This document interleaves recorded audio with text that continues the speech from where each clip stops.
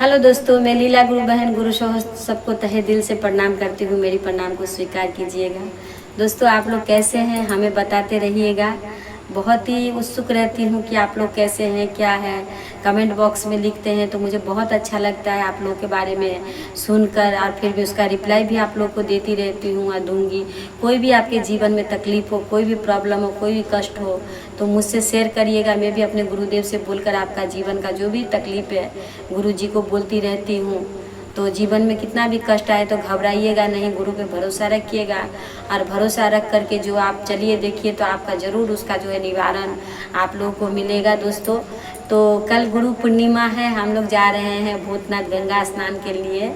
तो इसी गंगा स्नान से ही रिलेटिव में आपको कुछ एक मतलब छोटी सी गुरु चर्चा है जो मैं आप लोग को बताने जा रही हूँ।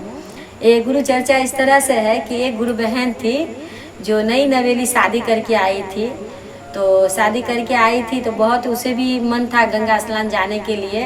तो उसकी सास लोग सब के सब गंगा स्नान जा रहे थे तो अपनी सास से बोली कि मम्मी आप जा रहे हैं गंगा नहाने के लिए तो मुझे भी लेकर चलिए, मैं भी जाऊंगी गंगा नहाने के लिए।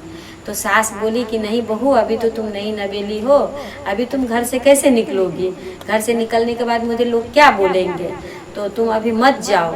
तो बोली कि नहीं मम्मी लेके चलिए ना, बहुत मन है मेरे को भी गंगा नहाने का।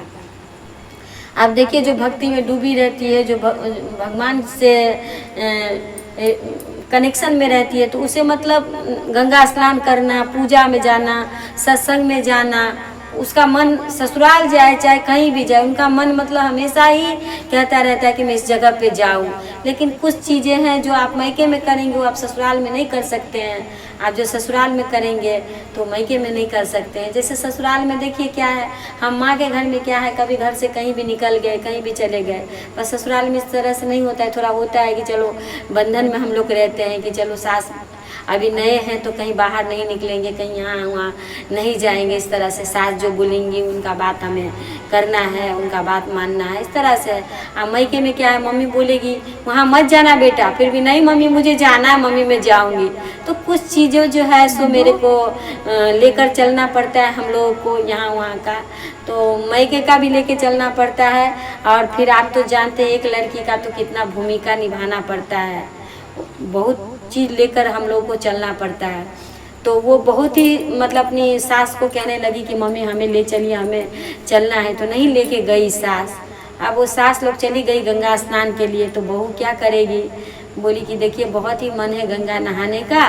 तो क्या कि एक बाल्टी में पानी भर ली या पानी भर के अब बहुत ही मन से गंगा माँ को जो है वहाँ पर निवेदन करी कि हे गंगा माँ, मुझे बहुत शौक था कि मैं गंगा नहाने जाऊँ स्नान करने के लिए, पर मेरी सास मेरे को लेके नहीं गई। माँ आप जहाँ कहीं मैं कहीं है तो यहाँ पर उपस्थित जरूर होइएगा। यही बोल करके जो है सो गंगा स्नान करने लगी और पानी जो है सो ढालने लगी।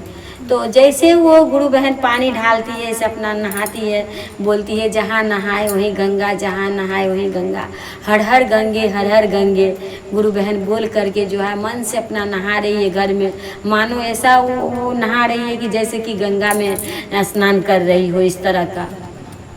अब सास जो गई है गंगा नहाने के लिए उधर, तो सास जैसे ही गंगा में उतर के डुबकी लगाती है, वैसे ही डुबकी लगाते ही सास का जो है नाक का नथ जो है सो पानी में दोस्तों गिर जाता है। और गिरने के बाद जो है सास कितना भी ढूंढती है तो उसे नहीं मिलता है। बहुत ही मायूस होकर बेचारी घर आती है तो सास आंगन में कपड़ा डाल रही होती है।